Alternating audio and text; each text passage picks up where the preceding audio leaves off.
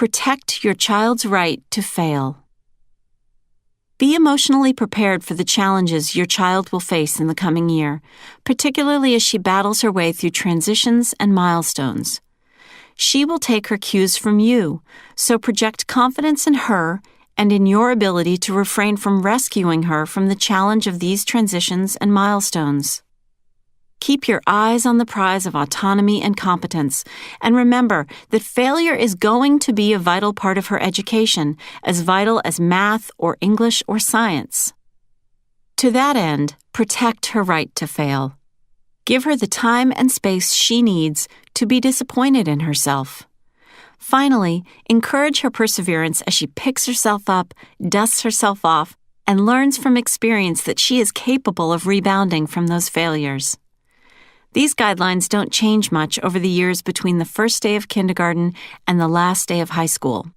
Each and every first day of school offers the promise of a new beginning, a chance to be understood for who we really are, and an opportunity to learn from the mistakes we've made along the way.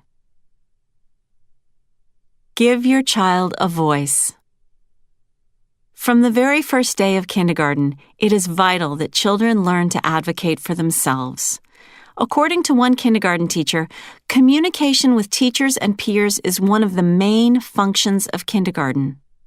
She spoke with great frustration about parents who inform her on the first day that because their child is not yet capable of speaking for himself, she is going to have to intuit these things.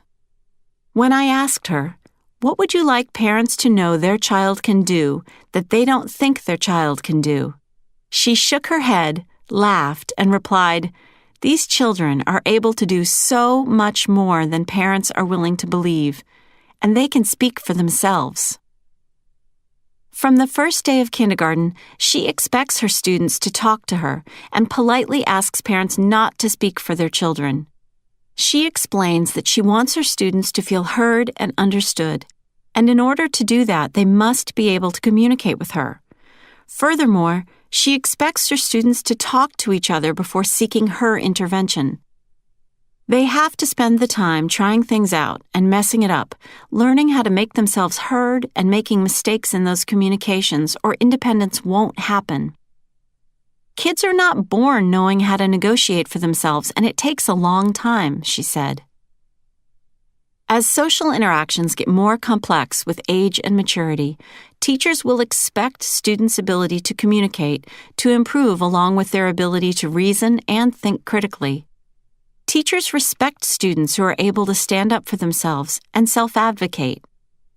When your child is dissatisfied with something that has happened at school, whether she is upset about a grade or feels a teacher has acted unfairly, the student should always be encouraged to speak to the teacher directly. As children move into middle school, students should be responsible for dealing with the details of their education and scheduling, including planned absence forms, permission forms, and deadlines. Certainly, once students are in high school, they should be completely in charge of their schedules and the requisite school obligations and details.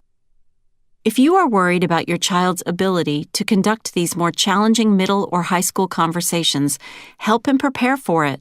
Role play with you as the teacher and run through the conversation. If the conflict is over an assignment, ask your child to show you why he feels he was assessed unfairly. If it is clear to you why your child missed the mark, explain the flaws you see in his work.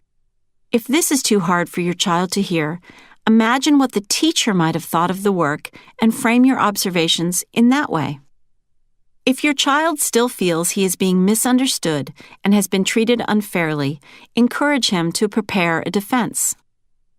I tell my students that the skill I respect most is the ability to calm down, think logically about the situation, and then engage in a balanced and rational conversation about conflict.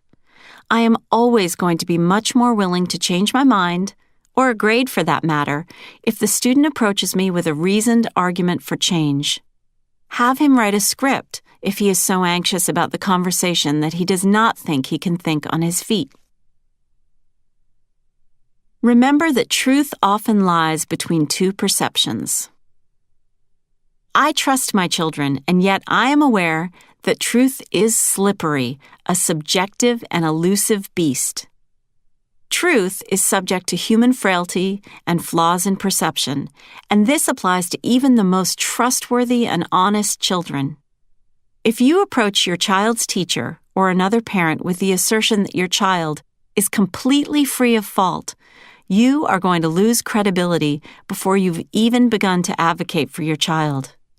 Keep an open mind and hope others will do the same.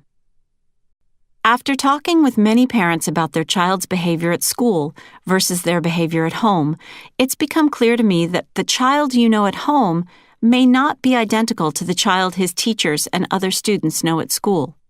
This is completely normal and understandable. Friends, academic pressure, chemistry between teacher and student, and a million other factors affect who we are in a given situation. When a teacher reports that something is going on with your child, at least consider that the teacher might be right. Rejecting teacher observations out of hand is a common defensive move, one I have fallen for myself, but it damages relationships and delays the opportunity for academic, psychological, or medical help for a student. If you are concerned with a teacher's actions, talk to that teacher. Resist the temptation to go over the teacher's head to the principal, at least at first. The principal is put in an impossible position when a parent goes straight to the administration, because the principal is forced to respond in some way, and it's highly unlikely she was present for whatever altercation or conflict took place. Make an appointment to talk to the teacher sooner rather than later, because as time passes, resentments mount, details fall away in memory, and the opportunity to make things right is lost. The best time to conduct a parent-teacher meeting is at a scheduled meeting. The teacher may look available first thing in the morning at school drop-off, but she's not. She's doing an essential part of her job, helping her students settle into their day and organizing her thoughts before the first lesson of the morning. The first and last moments of the day are often the most hectic for teachers, and to have an informed conversation about a student, teachers need time to mentally prepare. Even if the teacher offers to go out in the hall or in her office to talk to you right that minute, don't be tempted. And for the record, cocktail parties, the produce section of the grocery store, and the doctor's office are not appropriate places to initiate impromptu parent-teacher conferences. All three of these examples are my own, and each was awkward in its own horrifying way. Read the school's handbook and disciplinary policy. Too many parents find out about detentions, pink slips, or privilege revocation after the fact. And it's difficult to talk to your child about actions and consequences when you do not know how the school deals with these issues. If the rules are different at school than they are at home, you have to know that too. Finally, remember that if you are incensed and upset by a teacher's actions or discipline, talk to the teacher about your concerns and refrain from trashing the teacher in front of your child. It is very confusing for children, particularly young ones, to understand when parents and teachers, their authority figures, collide. Do not intervene in the school's disciplinary actions unless there has been an egregious misunderstanding or something is unsafe or truly unreasonable. The school's rules may not be your rules, and you might not impose the same disciplinary action. But your child needs to understand that in the real world, people must abide by rules they don't always agree with.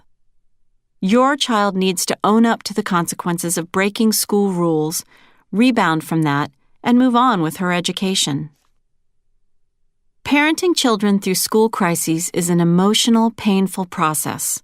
I have felt out of control, frustrated with teachers, even wanted to retaliate against some other kid in the sandbox who slighted my darling child and threw sand in his face. When I felt that way, I try to remember that I'm being a good parent every time I don't intervene in the hardships he faces in the classroom and on the playground. My child's life is only going to get harder, more emotionally complicated, more frustrating. Those mean teachers will become mean professors and mean bosses and mean neighbors, and if I allow him to sail through his childhood free of frustration and upset, I am setting him up for misery. When the stakes get higher and the painful episodes get more painful, he's going to know how to be resilient and resourceful without me. Don't save your kids.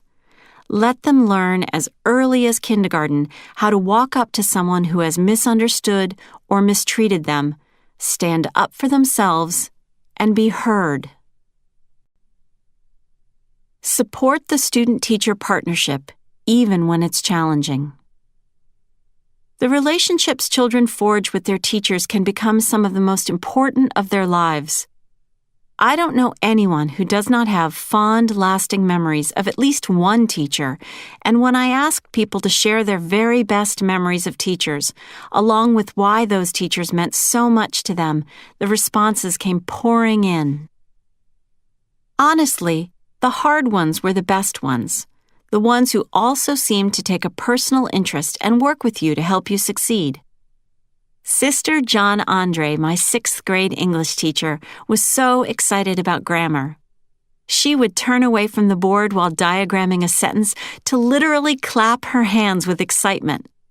That love of learning rubbed off on me, and she was the first person to call me a writer. Mrs. Peters, my high school English teacher, she gave me an F on a quiz, and I never, ever came to class unprepared again. My favorite teacher cared about me. It is that simple. He took the time to get to know me, and therefore I felt a strong sense of commitment to him. I knew he cared about me, and I would run through a wall for him. Over the course of a child's education, he is going to have many teachers. Some will be great, some will be adequate, and some will fall short, and your child is going to have to learn to deal with all of them. If your child is lucky, 1 or 2 of those teachers will be people your child will recall with great fondness as role models who changed his life. But at some point during your child's education, he will be assigned to teachers he doesn't like. There will be teachers he doesn't know how to talk to, teachers who are exceptionally demanding, teachers he doesn't completely understand, and teachers whose expectations are unclear. This, dear parents, is a good thing. These teachers will be the people who will teach your child how to deal with the many challenging, unpleasant, contrary, and demanding people he will encounter over the course of his life. He will have problematic bosses, employees, boyfriends, girlfriends, spouses, and neighbors, and your child will have to learn how to get along with all of them. As a parent, I know how painful it can be to witness our children's pain and discomfort when faced with a bad relationship. When my child is in pain, when he's frustrated or disappointed by his attempts to play the game of school according to a teacher's quirky rules, my first instinct is to cry foul, grab my kid, and flee the field. But that game will go on with or without my kid. The sooner he learns how to adapt, the better prepared he'll be when it's his time to play, no matter what version of the rules is in force. Chapter 11. Homework: How to Help Without Taking Over. Homework comes in many forms, from practice to preparation, from useless to useful, from engaging to downright torturous. Whatever form it takes, and regardless of where you stand on the topic of homework's purpose and utility, homework is your child's job, not yours. Your job is to support, encourage, and redirect your children when they are young, and as they get older, to make your expectations clear and get the heck out of their way. Yes, I know, easier said than done. It's easy to stand back and give your child autonomy when homework is a simple math facts review or when long-term assignments remain safely in the distant future.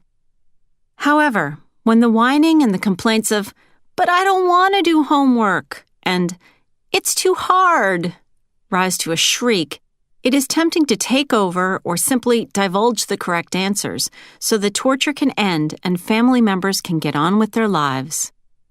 Don't succumb. These stressful moments, when your child's frustration levels are high, harbor the most valuable opportunities to foster diligence, perseverance, and grit in your child.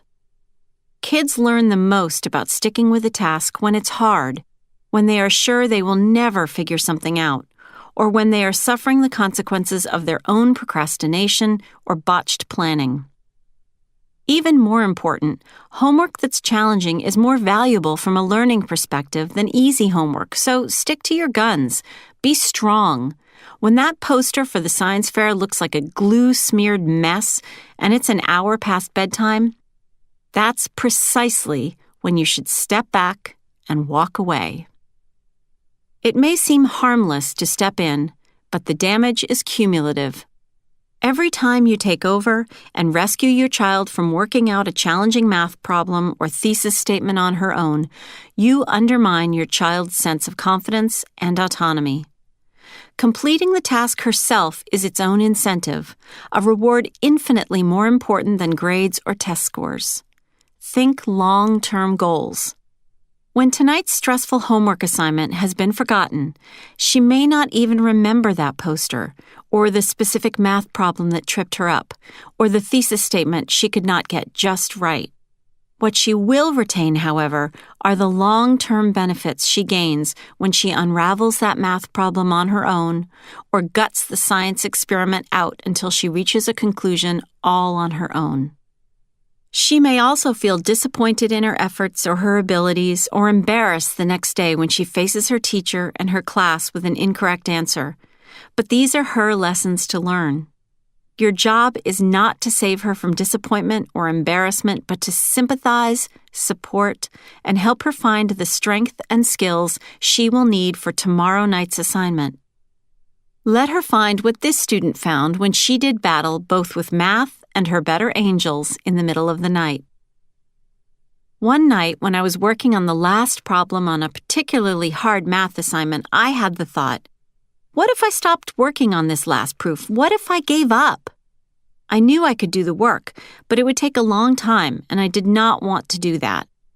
I thought about it for a long while. I actually packed up my school books and went to bed, only to be awakened hours later by the drive to finish. I got up at about 1 a.m, and I finished that proof. Despite the resulting fatigue, I felt good. I knew that I had done my best. I had not felt that good about myself and my schoolwork for a long time. While this student clearly benefited from her evening alone with her math homework, parents, teachers, and the media have been engaged in a heated debate about whether or not homework serves a valid educational purpose. The perceived homework crisis in America is detailed in the documentary Race to Nowhere and has gained traction in the popular media. Yet the National Educational Association, NEA, observed in their research spotlight on homework, homework overload is the exception rather than the norm. Further, they state, the majority of U.S. students spend less than an hour a day on homework, regardless of grade level, and this has held true for most of the past 50 years. The truth of the homework crisis is that more homework is being assigned these days, but only to two groups: younger students, who historically were not assigned homework, and students in college preparatory schools. By contrast, homework loads in the middle and upper grades of most schools, particularly lower achieving schools, have remained stable since the 1950s, and students in low-performing inner-city schools do almost no homework at all. The National Parent-Teacher Association, National PTA, recommendations tend to be the yardstick by which many schools measure their homework levels, and those recommendations come out of the best available research on homework efficacy. 10 to 20 minutes per night in the first grade, and an additional 10 minutes per grade level thereafter. That said, if your child is being assigned unreasonable amounts of homework, particularly before middle school, it's time to talk to teachers and administrators to try to get your child's homework load in line with the PTA's recommendations. Whenever any child is taking a long time to complete her work, or complaining that she simply can't get everything done, I suggest that parents run through this quick checklist before rushing to her teacher to complain. Check vision and hearing. Vision and hearing impairments can be the cause of comprehension dips and changes in school performance, a cause that's easy to miss unless schools or physicians conduct regular screenings. Make sure your child is getting enough sleep. According to the U.S. Centers for Disease Control and Prevention, preschoolers need 11 to 13 hours, children from 5 to 10 need 10 to 11 hours, and teens need somewhere between 8.5 and 9.25 hours of sleep a night. Less than that wreaks havoc on concentration, memory, learning, attention, executive functioning, and behavior. Gauge challenge. If you believe your child can't manage the work she is being given, talk to the teacher. Conversely, if the work is too easy, that is equally problematic. Research shows that children lose focus and interest when tasks are too simple and therefore not engaging. That magical flow of losing oneself in a task happens only when a task is challenging. Challenge and desirable difficulties trigger encoding, and, if the student persists, mastery. Once you've turned an objective eye to your child's vision, hearing, sleep, and level of challenge, look at how your child is doing that homework. When I hear from parents that a student is spending hours and hours on homework, I like to quietly and surreptitiously watch that student during study hall or when I have assigned an independent task in class. Some students look as if they are working, but when I pay close attention, I can see that they actually waste a lot of time, skipping around from task to task, stopping and starting, doodling, and that's without access to a computer, smartphone, or any other obvious distraction. Other students, who get down to work on an assignment, work straight through, check it off their list and move on, get 2 or 3 times as much work done as the students who mess around. Often the parents of the students who waste time mention the huge homework load their children deal with at night, and we point out that much of their homework could be accomplished during study halls, that the students who take advantage of these periods take home much less homework than the students who do not. If homework seems excessive, try this exercise at home. Watch your child when he does his homework, and take note of when real work is getting done and when he is fiddling and fooling around with other stuff. Once you've taken an objective look at the accumulated time of real work your child is doing and the amount still seems excessive, then by all means, figure out which subjects are the biggest offenders and talk to those teachers about their homework load. If teachers claim your child is in the minority and homework takes a reasonable amount of time for others in the class, try the timer cure in honor of one of my personal heroines of children's literature, Miss Pigglewiggle. Credit for the timer cure goes to math teacher Allison Gorman, a middle school math teacher who noticed that some students were taking a long time to do problem sets at home, but in study hall where there were no distractions and a set time limit, those students managed to finish the entire assignment, often with time to spare. The timer cure works like this. Determine which subject is taking up most of the student's homework time, and then figure out how much time it's taking each day. Let's pretend, for the purposes of illustration, that it's algebra. If the student is spending 90 minutes on algebra alone, cut that in half. Set a timer for 45 minutes and make it clear that once those 45 minutes are up, algebra is over and your child must move on to another subject. Make sure your child can see the timer so that he knows when time is running out. Remind him that he can't spend half an hour on one problem and expect to finish the entire problem set in the time allotted, so he's going to have to budget his time. 9 times out of 10, the student will meet the clock. Speak to the teacher ahead of time to let her know you are going to perform this exercise, and often that teacher will give the student a little leeway for a couple of days. At the very least, the teacher will know why a problem or two remained unfinished, and that will be valuable information for her as well. She will be able to tell which concepts are giving your child fits and help reinforce the exercise from her end. Now for the practical details, when you should help and what that help should look like, when it is time to back off, and how to help children find the silver lining around their homework failures. The key is to stay focused on the end game rather than the moment-to-moment, play-by-play, and keep those long-term goals of a growth mindset, autonomy, competence, mastery, and diligence in mind. Here are some practical steps you can take to help children of all ages learn how to organize, strategize, and take responsibility for their homework.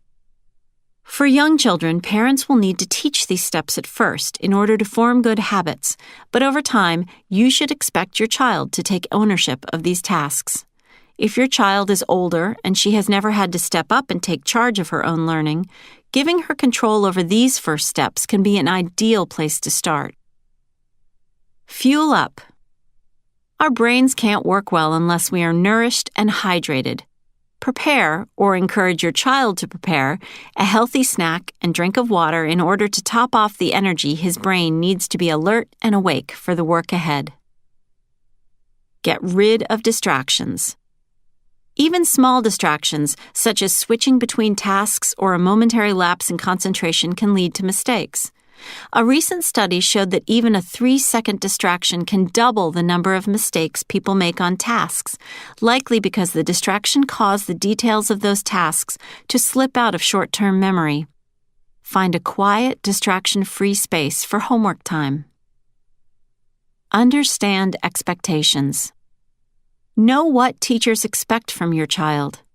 Many teachers send home or publish weekly plans online to keep parents apprised of assignments, so use those to clarify expectations and plan ahead for the rest of the week. Elementary school teachers will often provide a family letter explaining the concepts being taught at school. If older children are not clear on expectations, encourage them to follow up with their teachers at school. Organize and strategize. In study halls, I have students write a checklist on the whiteboard in the front of my classroom so they are all held accountable for what they need to do. This also allows for reminders from classmates not to forget about the math or French homework. At home, you could ask, "What about English? Isn't Monday grammar day?" and help your child prioritize. Suggest your child do the hardest work first.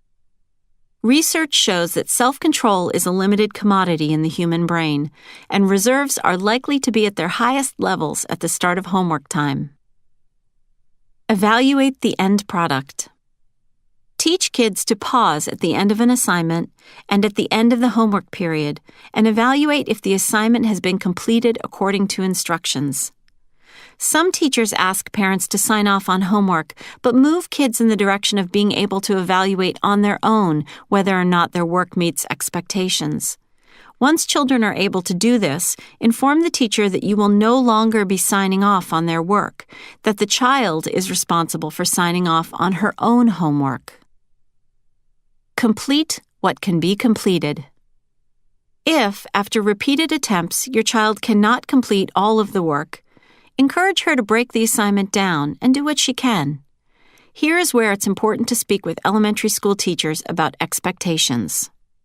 Some teachers would like parents to talk the child through the work, and others prefer that the sections the child could not complete be left blank so the teacher can see what the child does or does not know. My personal preference is that the child do something, even if he or she can't complete the entire task. In a challenging Latin translation, for example, I ask students to look up the words and list their definitions, or label the parts of speech of the words, even if they can't figure out the precise or complete English translation. The more evidence I have of where the student is going wrong, the more I am able to help the student get back on track. Aim for learning, not for perfection. Try to keep the focus on what's really important about homework. Homework is not only about finding the right answers, it's about giving kids an opportunity to practice and to expand skills they learn today and to prepare for the skills they will learn tomorrow. Support, encourage, and redirect. When children are young, your job during homework time is to be nearby, busy with other activities, while the child is doing homework. You are present, but not hovering. Supportive, but not intrusive. I often prepare dinner while my younger son does his homework at the kitchen counter. That way, I'm there if he needs support, encouragement, or redirection, but I'm busy and won't be tempted to intervene every time he hesitates or makes his attention-seeking moans of frustration. Until he was 9 or 10, I checked in on his progress every 10 minutes or so, just to make sure he was on track. But now that he's able to identify when he's really stuck, as opposed to momentarily hung up on a concept or instruction, he asks me for help as needed. It's really important that kids know we have other things to do in our lives than sit next to them and wait for them to get stuck and ask questions. I've spoken with many parents who admit this is how homework happens every night in their homes. One mother, whose children are 6 and 9, told me, "We sit down as a family at homework time so my husband and I can both be there to help them when they get stuck." Another parent, when we sat down together to problem solve the nightly tantrums and anxiety attacks his children were having at homework time, painted a similar picture. Each night, he and his wife would spend hours struggling through their 8 and 10-year-old daughter's homework assignments. In both cases, the parents would stay present for when a child became stuck, feeding a self-fulfilling cycle of dependency and an expectation that their children will, sooner or later, get stuck and need adult help. Some parenting books advise that kids should do homework first, then have the freedom to play as a reward, while other books recommend that kids should have the reward first so they are not rushing through the homework in order to get to the reward as quickly as possible. Let me propose a novel concept. Ask your child where and when she would like to complete her homework. If homework time is a nightly battle, ask the question she may be yearning to answer. How would you like to complete your homework? Every child is different. Some need time after school to run around and vent some pent-up energy and heebie-jeebies, and others like to get straight down to business and get homework out of the way. Author and parenting expert Vicki Hofla tells a story in her presentations and in her book, Duct Tape Parenting, about the nightly battles she and her husband used to fight with their then second-grade daughter. Vicki and her husband wanted their daughter to do her homework, and she flat out refused to comply. Finally, in Vicki's words, it clicked. The next morning at breakfast, I asked her the magic question. Kay, in a perfect world, on a perfect day, how would you take care of your homework? She did not hesitate. She had been waiting for us to listen to her. I would get up at 4:30 a.m. and do it. I can't do it at night. My brain just won't do it. Okay, I said, how about for the next week, you do your homework whenever you like. Your dad and I will not get in your way. Here's the thing, though. We have to leave the house at 7:15 a.m. No exceptions. Can you do that? She thought for maybe 10 seconds and then said, yes. Vicki and her husband were prepared for this plan to fail, but it did not.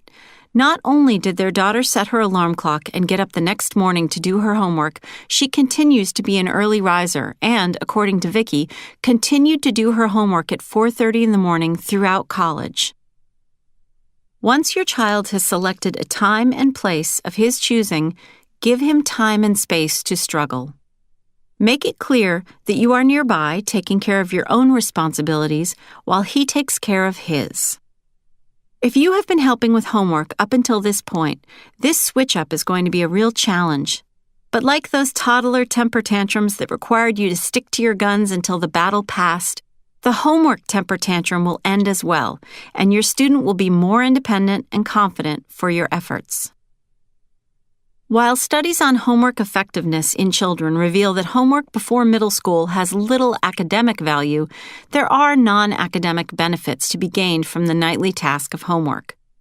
The ability to initiate, delay gratification, see a task through to completion, and persist through frustration and challenge are incredibly important executive function skills, and homework encourages their development. While research shows there is little or no evidentiary link between elementary school homework and achievement, I can support one benefit of homework. It gives teachers feedback on how students are doing in terms of their progress towards mastery. When parents step in and help, however, teachers get an inaccurate representation of that mastery. One middle school math teacher told me the story of a 7th grade student whose parents helped so regularly and extensively with his homework that while his answers were always correct in his notebook, the work often contained advanced math concepts, ideas the student was rarely able to explain to the teacher or class when he copied his work on the board. This teacher lamented that she was never really sure where his level of mastery fell, but she quipped that it must be somewhere between his brilliant and suspiciously above grade level homework and his spotty and below average in-class work. As children get better at taking responsibility for homework and sticking with it, even as the going gets hard, they can begin to experience the real rewards of their persistence, pride and confidence. Kay Wills-Wyma recounts the following story about her daughter Snopes in her book, Cleaning House, a Mom's 12-month experiment to rid her home of youth entitlement. Once, when Snopes asked for help on a 5th grade English paper, I couldn't stop myself from progressively increasing my involvement. I tried to guide her in coming up with descriptive language, but it took too long. I didn't have time to weather stammering and searching for words. Screaming siblings were vying for my attention. So rather than stand behind her, let her type, as slow as that might be, encourage her to struggle through word choices and make her correct the errors, I literally pushed her aside and took over the help in front of the computer. I corrected every grammatical error, filled in missing details, and added creativity to pull the reader into her story. Her report on Redwall emerged from its cocoon a beautiful butterfly, a far cry from the hairy caterpillar she had shown me moments earlier. When she came home from school with the paper that not only sported a huge 97 in glaring red marker, firework marks exploding around the number, but also a note from the teacher on how proud she was of the terrific effort, Snopes looked embarrassed, not proud. It wasn't her work being praised, and she knew it. Snopes lost out on more than genuine earned praise. She missed out on all those desirable difficulties that would have really solidified the skills she was supposed to be learning as she completed the assignment. Consider the classic example of parental over-involvement, the science fair project. If there's one arena where failure is most desirable and productive, it's in the process of scientific inquiry. Even if the science project is a grand failure, even if the hypothesis is flat out wrong, that's a good thing. In science, negative results are not failures, they are useful data. As you support your children through their nightly homework efforts, keep their need for desirable difficulties at the top of your list of parenting priorities. When frustrated, kids gripe, whine, wail that they are hopelessly stuck and otherwise give up, hoping you will intervene and save them. In these moments, resist the temptation to do so. Psychologist, author, and school counselor Michael Thompson suggests that children's struggles become more manageable when we support their efforts to work through it. Children need us to recognize their struggle and pay attention to it. That doesn't mean to intervene immediately, or start yelling or panicking, or come to a premature conclusion. As you recognize and empathize, remain autonomy supportive and support by redirecting your child's focus and effort. If he is really stuck, give him a new way to think about the problem, but do not step in to solve the problem for him. Of course, there's a fine line between struggles that promote learning and struggles that doom learning and intrinsic motivation. First-year Latin students can't translate the Aeneid, and asking them to do so would not result in learning, but frustration and anger. Just as we learn the difference between cries that indicate our child is really hurt versus the cries that signal momentary frustration or a call for attention, we need to learn how to hear pleas for homework help that indicate insurmountable difficulties, as opposed to transitory, desirable challenges. This is no easy task and a constantly moving target. Young children have diverse and ever-changing skills and needs, and some children are more independent than others. As their idiosyncratic cognitive and emotional talents and deficits emerge, your role will ebb and flow with their needs. Your role in homework won't be the same in 1st grade as it is in 5th grade, but keep your eye on the future. You are there to help your children become independent and rely on their developing skills. Finally, when the homework session is at an end, remember the lessons of Carol Dweck and the growth mindset. Praise your child for the effort he put into his assignments, particularly when he encountered those frustrating difficulties that pushed him to the limits of what he thought he could do. Make sure he knows that you value his persistence as much as, if not more than, you value the answers he wrote after each problem.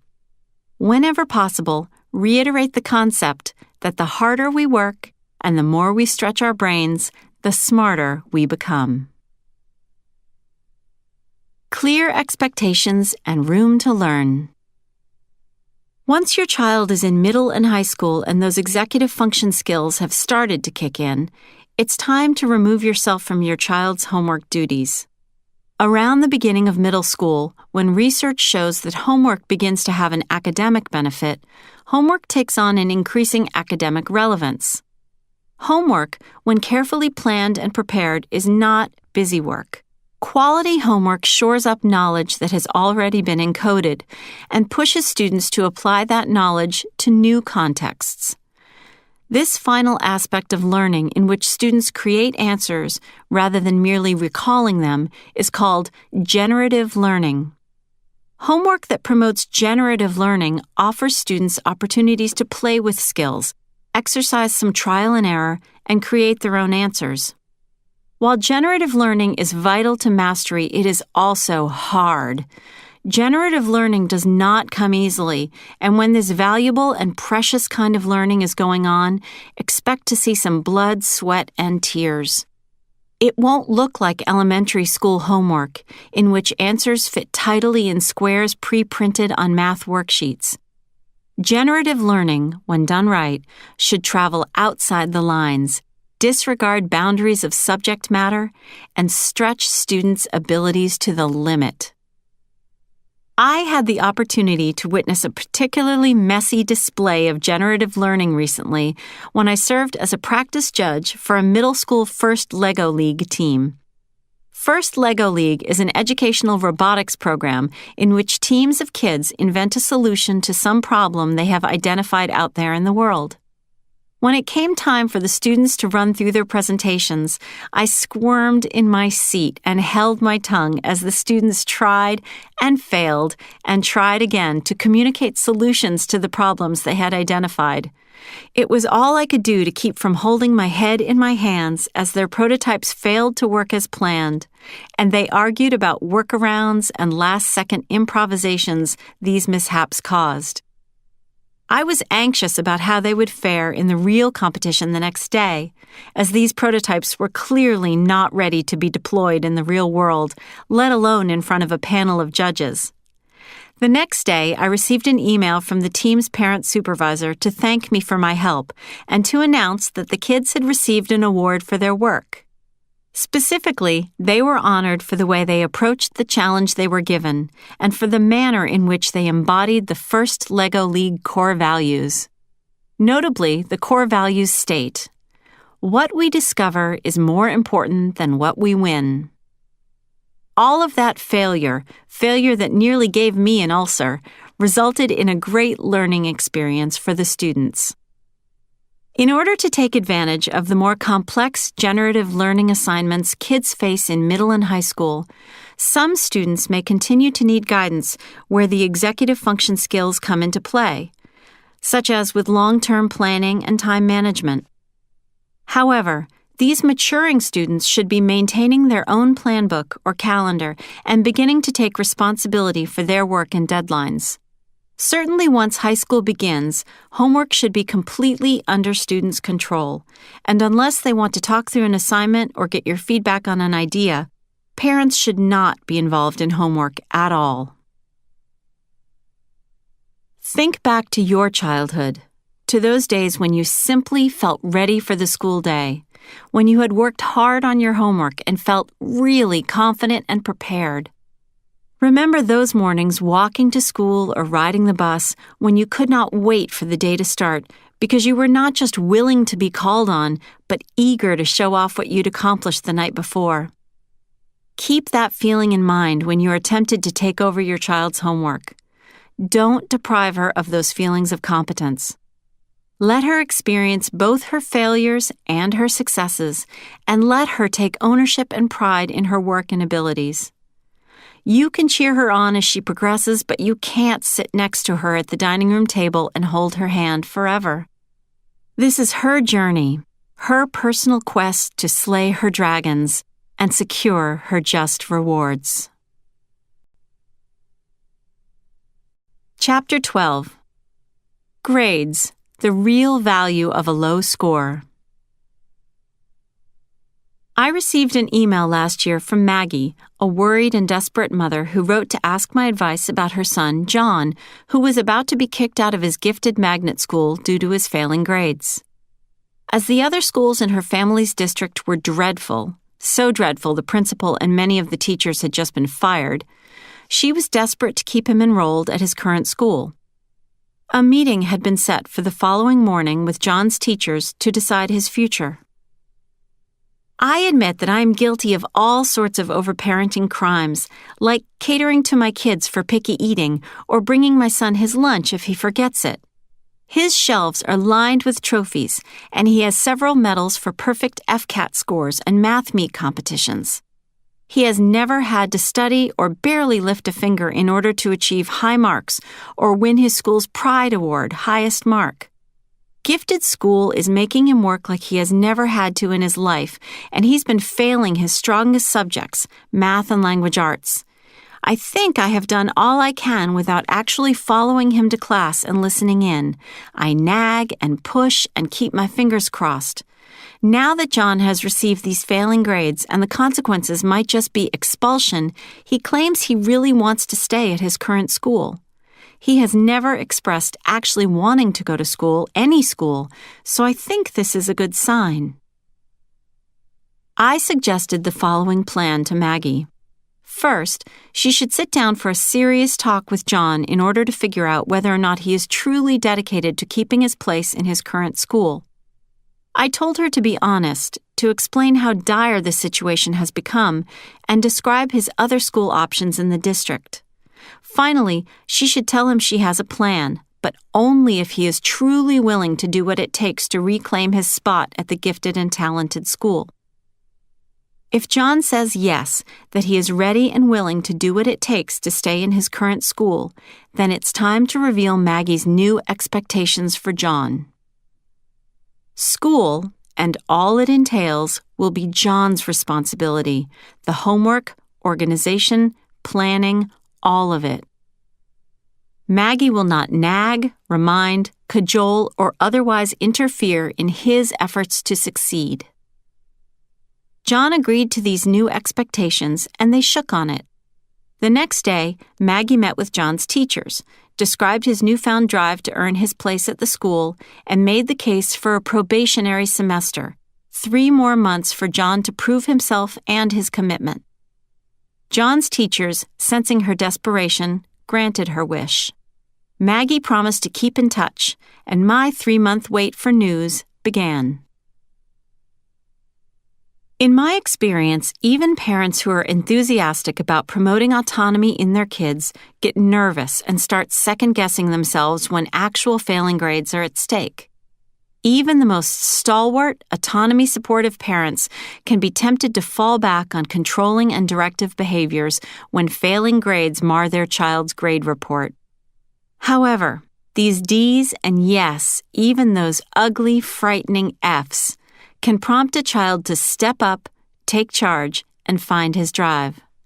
These failing moments are, more often than not, metaphorical roads diverging in a yellow wood, chances for children to decide what's important to them and whether or not they want to invest in their own learning. I'm going to point out the gigantic elephant standing in the middle of this chapter right away: grades. There's no way around this unfortunate reality, so I'm just going to face it head on. Grades are extrinsic rewards for academic performance. Extrinsic rewards undermine motivation and long-term learning. Ergo, grades undermine motivation and long-term learning. There, Elephant identified.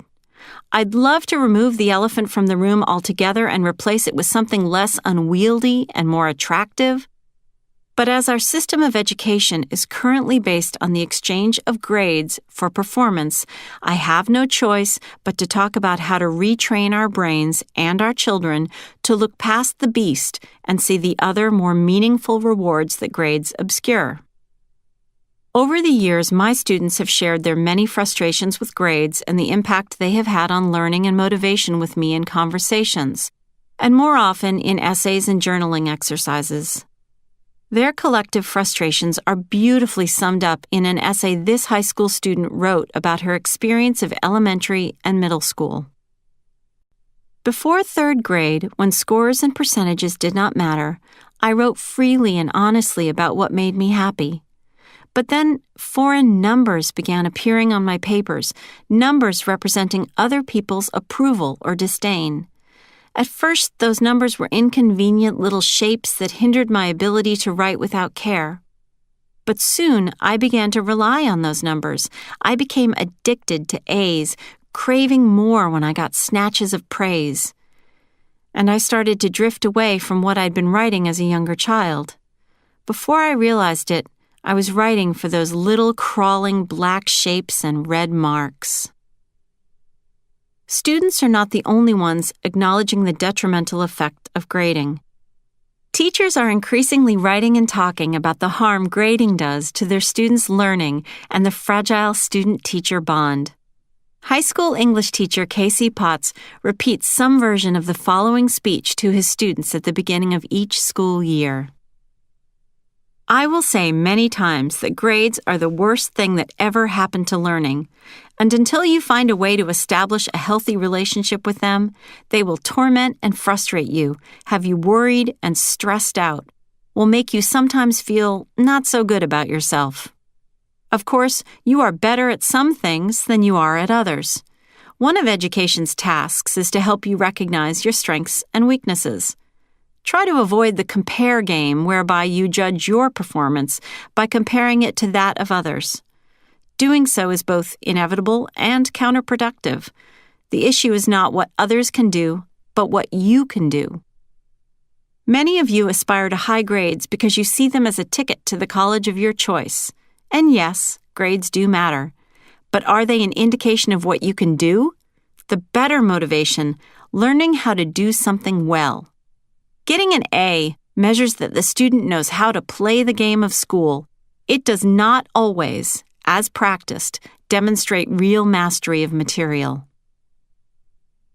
Even parents admit that grades get in the way of their relationships with their children.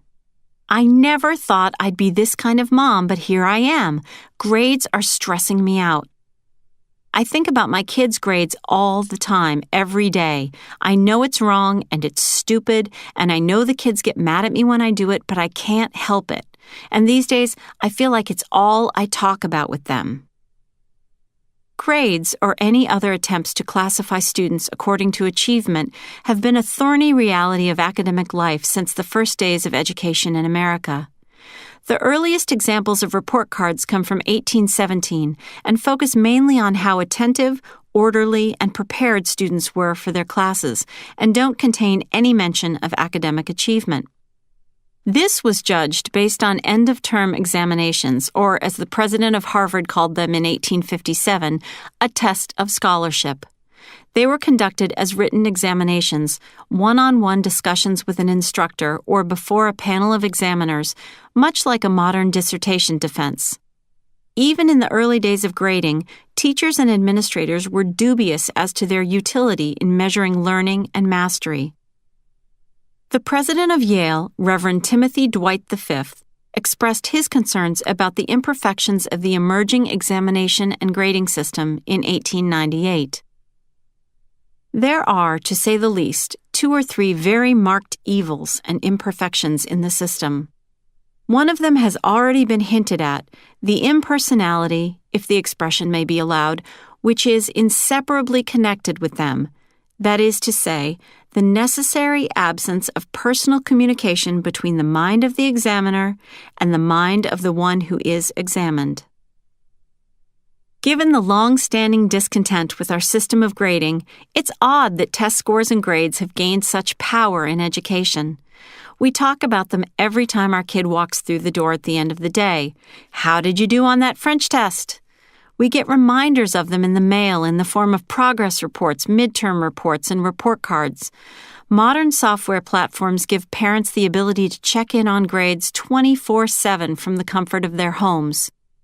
We have to talk about them at parent-teacher conferences, and even when there's nothing more we or our children can do to improve those grades, we have to share them with colleges and hope they are good enough to invite admission. Teachers, parents, and students rely on them and hate them at the same time, and there's plenty of evidence to show that grades are just about the worst way to promote learning through intrinsic motivation. Researchers asked a group of fifth graders to read a passage from a textbook. It was one of those classic samples given on standardized tests, something that's not very interesting and requires paying attention. 1/3 of the kids were told to read the passage and nothing else. The second third were told they would be tested on their comprehension for a grade. And the final third were told they would be tested but would not receive a grade. Everyone was tested in the end. The two groups who had no expectation of a grade did better on the test than the kids who knew they were going to be graded. Furthermore, they were more interested and curious about the reading. In another study conducted in Japan, a researcher gave middle school students weekly math quizzes. He told half the kids that the grades would not count, that the quizzes were just to monitor their learning and progress. The other group of kids was told that the quizzes would impact their final grade. Again, the kids who were not concerned about the impact on their final grades learned more and had higher levels of interest and curiosity. These differences endured over time, too. When the researchers returned at a later date to test these same kids again, the ones who had no expectation of being graded retained more of the material than the students who read with the fact that they would be graded in mind. Grades are an annoying and exhausting fact of life, and despite debate over more effective alternatives, they are not going away anytime soon. But there are ways to promote intrinsic motivation and long-term learning in spite of them. Keep grades in their proper perspective. Grades are not a measure of our children's worth, and often they are not even an accurate measure of their ability. Teachers know this, but even we fall into the trap of equating our students with their grades. While grades can be a measure of ability, more often they are a measure of the skills that make for successful students: solid executive function skills, compliance, willingness to please, ability to follow directions, and self-discipline. When I listen in on students as they debate the merit of grades, it's clear that kids understand this reality. If you catch an honest and forthcoming teacher at the right moment, she may even reveal that she knows it too. Grades, for all the weight they carry in our culture, are less important than learning. Learning is the key to understanding our world and the universe beyond, to communicating with other people, and to innovating for the future of our society. Grades are the key to certain academic institutions and a few office doors. I'd prefer my children and my students to value the former rather than the latter. If that's not incentive enough, consider this. Your child might just want to spend more time with you if you lay off the topic of grades. At a local high school orientation, a parent asked a student on a panel, "What's the piece of advice you'd give us parents about how to help our kids have a great freshman year?" Her answer: "I'd say, give your kids some space and don't always talk about school and grades and stuff. Be there and talk to them like at dinner and in the car, but talk about the things they want to talk about. My family eats dinner together every night, and I really wanted to be around my parents and talk to them, but not about school or grades, just about my life and what's going on." When they just talk about grades, it makes me not want to be around them and makes me feel like that's all they care about. As my sons get older and I compete with their friends, technology, and all the other diversions in their lives for attention and conversation, I find this advice heartening. If all I have to do is lay off the topic of grades in order to warrant more time and attention, I'm in. Emphasize goals rather than grades. One way to keep grades in their proper perspective and help kids gain control of their education is to shift your family's focus off grades and onto goals. Because goals are self-determined rather than teacher-determined, they can be a much more useful measurement of success. When kids establish their own goals for learning, they gain a sense of ownership and competence. Earning high marks can provide a temporary high, particularly when a kid has worked hard, but achieving a specific and self-determined goal always transcends the rush of a straight-A report card. Goals can be a great way to motivate and maintain engagement in school, but in order to be effective, the goals must belong to your child. No matter how small or nonsensical your child's goals may seem to you, they are his goals, and you should respect that. Even non-academic, seemingly frivolous goals are important because the process of setting goals is not about the goal itself, but the grit required to put a name to an ambition and see it through to fruition. Simply taking the time to talk about the things they want to achieve over time shows kids that we respect their needs and aspirations. As your family sets their goals, work on your own. Anytime you feel yourself taking over or offering too much advice, go into the other room for a drink of water or excuse yourself to use the bathroom. Take a few deep breaths and remind yourself of the goal here. Autonomy over self-directed goals leads to intrinsic motivation, which leads to better learning and life success. And then breathe. But in between those breaths, don't forget to praise effort, diligence, and perseverance. I'm so proud of you for keeping yourself organized this week and getting your papers put away. I know that's a pesky job, but you really stuck with it. A common refrain in our house has been, "I'm really impressed with how hard you are working on the goal of keeping your room clean," and "It must be nice to be able to do your drawing on a clean desk." Seek feedback rather than scores. While scores and grades prioritize grades over learning, there is one aspect of modern report cards that is actually quite helpful, particularly when done well.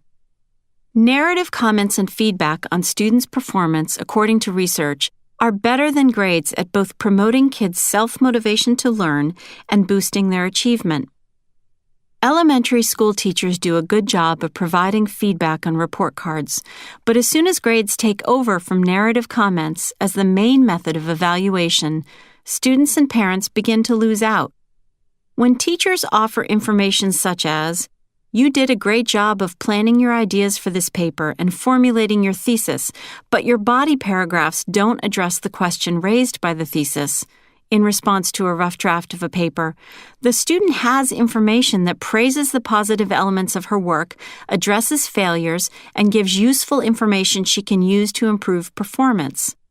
In this way, informational feedback works much like praise for effort, and similarly boosts intrinsic motivation, enthusiasm for the task, and performance on subsequent post-tests.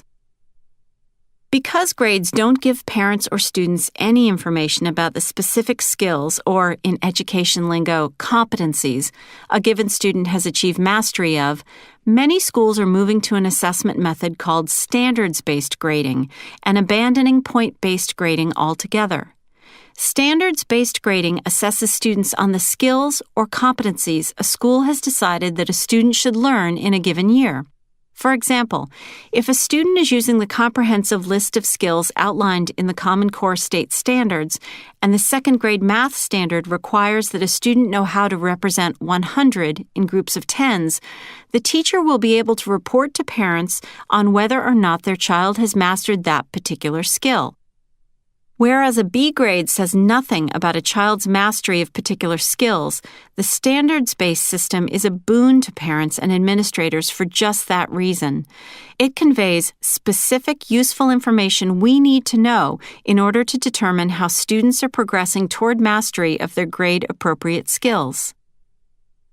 If your child's school uses solely grades as a summative measure of learning, ask for more information at parent-teacher conferences. and report that information back to your child. Make sure you share the criticism as well as the praise, because it's the criticism that offers the most useful information for your child's evolution. Communicate to the teacher that your family favors constructive feedback over grades, as the former is more helpful, and plant the seeds for information or standards-based grading for future mention at faculty meetings. If the current move toward these grading systems gains momentum, more schools will be making the switch in this direction in coming years. I know I'm a fan of more information when it comes to children's progress, deficits, and strengths. Let kids steer their own course. Another opportunity to give kids autonomy and control over their learning is in course selection. As soon as your child has a choice about what classes to take, usually in middle school or early on in high school, course selection should be his job, not yours. When he sits down with the high school course catalog and prioritizes language and music and math selections, he begins to form expectations and goals for himself in his own mind. Choice is one of the most important aspects of establishing autonomy, and if kids have a say in which classes they take, at what time, and with which teachers, they will have so much more ownership over their education. Yes, I know you want your child to get into a great college, and your son's guidance counselor stressed that he must take a specific balance of classes designed to thrill those college admissions officers. However, which would you prefer? A child who is excited because she has ownership over her education and therefore works hard to reach her own goals? Or a disengaged child who feels as if his educational path is not his own? That first kid is going to do better in school, report more happiness in her educational experience, and be much more likely to meet the goals she's created for herself. You can have total control over your child's every move, or you can have an autonomous, intrinsically motivated kid, but you can't have both. As you watch your child work toward her goals, make sure she hears that your definition of success includes perseverance in the face of failure. I'd much rather teach a kid who takes risks in his education, even when those risks fail to bear fruit in the end. Students who are too afraid to fail tend to produce boring, uncreative, and mediocre work. I try to push those students to take risks, be unconventional in their thinking, and approach the assignment as if they were not being graded. Find alternate decorations for the refrigerator. As you shift your family's thinking away from grades and toward goals and learning, try not to deify report cards as the end-all, be-all arbiter of accomplishment. It might be tempting to post that straight-A report card on the refrigerator, but doing so conveys the message that you love your children for their grades, not for themselves. What do you plan to do with those bad report cards, papers, and tests if you don't post those on the refrigerator as well? The message is clear to your child when you gush over high grades with, "Oh, I'm so proud of you, you are so smart," and frown over C's. A better way to approach grades and report cards is to talk to kids about what went well with a particular assignment or class when they receive a high grade. Ask what approaches worked for your child as he prepared for that French test, and what approaches did not work well. If he gets a low grade on a test, ask what he might do differently next time, strategies that were successful or problematic. Grades should be a measure of progress, not a destination, so give them the weight and attention they deserve, no more. Beware grading software portals. As schools adopt PowerSchool, iParent, and the other grading software systems for the use of teachers and staff, they must also decide whether to grant students and parents 24/7 access to grading and attendance records. If your child's school offers this option, consider carefully the role such access will play in your family before logging on. While I have used these programs in a couple of different schools and am a big fan of their utility for teachers, I am not a fan of parent portals. Many teachers I spoke with feel that logging in has taken the place of conversation and feeds both student dependency and parent over-involvement. As one teacher told me, teachers today are asked more and more to keep students and their parents informed, from giving out long-term assignment packets to keeping updated phone or email lists of assignments and posting grades every few days. These tasks lower the need for students to be autonomous. Instead, they encourage dependence on an outside agency telling you what to do. When the letter arrived containing the user ID and password from my older son's PowerSchool records, we already knew what we would do with it. The envelope was handed over to our son, unopened, in exchange for his solemn promise that he would talk to us about school, and that we would not be the last to know if he was in academic trouble. While we decided to maintain actual conversation with our son as our default method of access to his academic information, many of my friends were shocked and appalled, as if we were defaulting on our parental duty. I disagree. Checking in on children's grades is a type of surveillance, which is one of the forms of control that is often mentioned in the research as an enemy of autonomy and intrinsic motivation. I would have rejected my access to the grading portal for that reason alone. However, checking in on your child's grades, particularly without making an agreement in advance, communicates a lack of trust that makes me, for one, very uncomfortable. If you are not ready to give up access to your child's PowerSchool records, there are other ways to handle the access that includes your child. Some parents decide to log on to the program only under strict parameters and engage their children in a discussion of how those parameters might work. For example, you could say to your child, "I plan to log on to PowerSchool today. Is there anything you want to talk to me about?" Or, "I'd rather hear about grades from you, but we'll check in next week at the midterm, so why don't you take a look at PowerSchool yourself and let me know what you find?"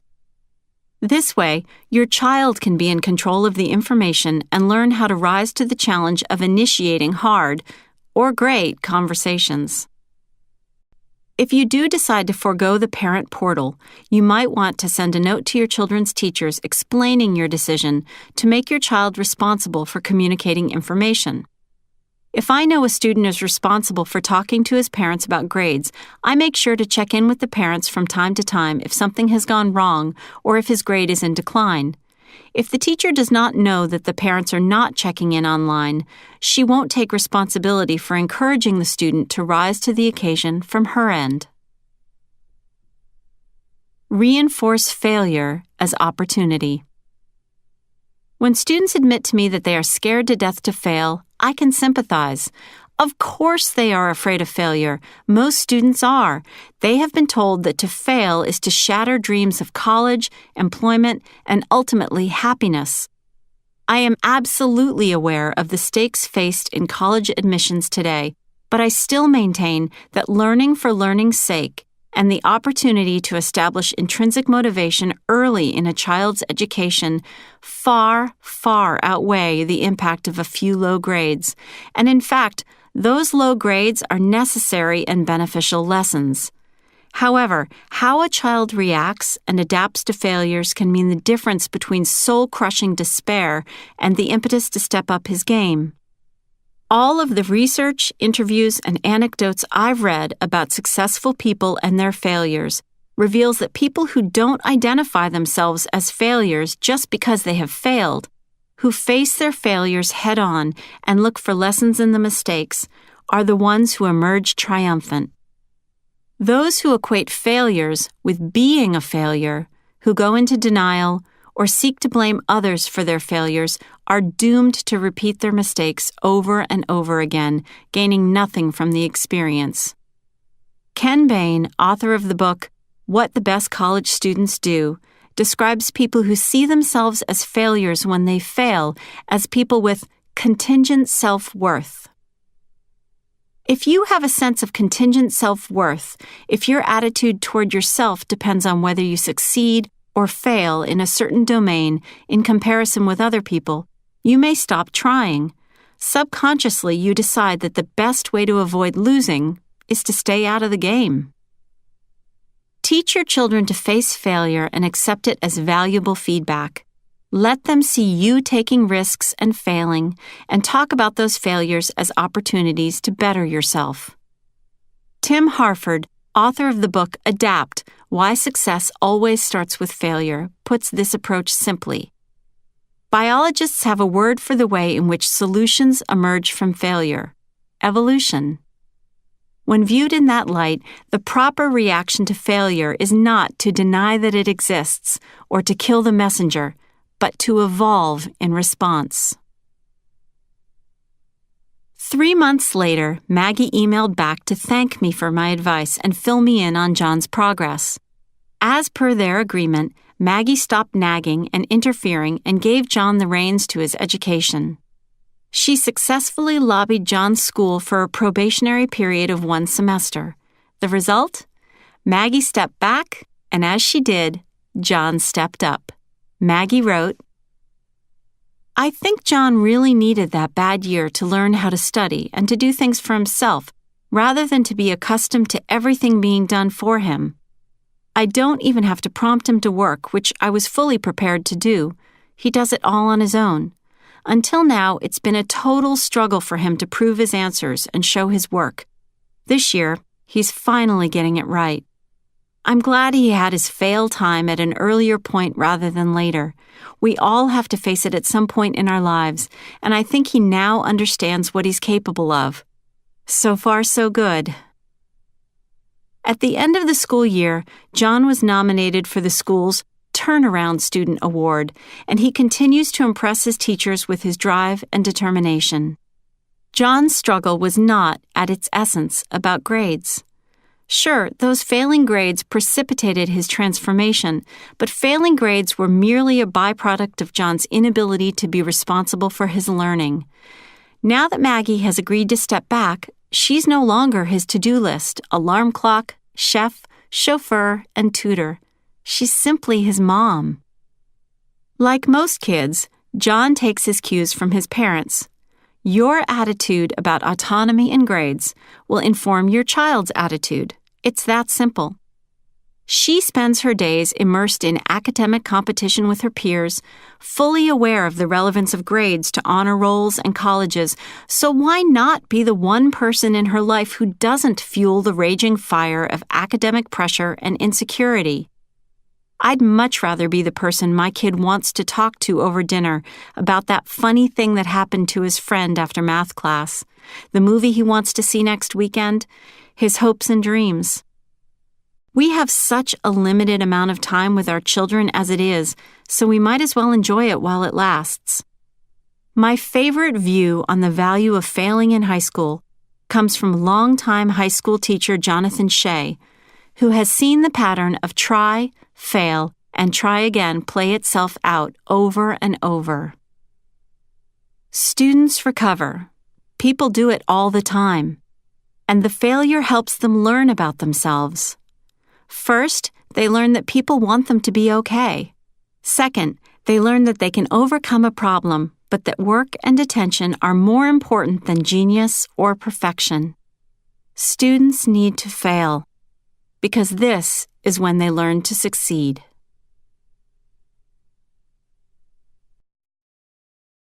This is the end of the disc. The audiobook continues on the next disc.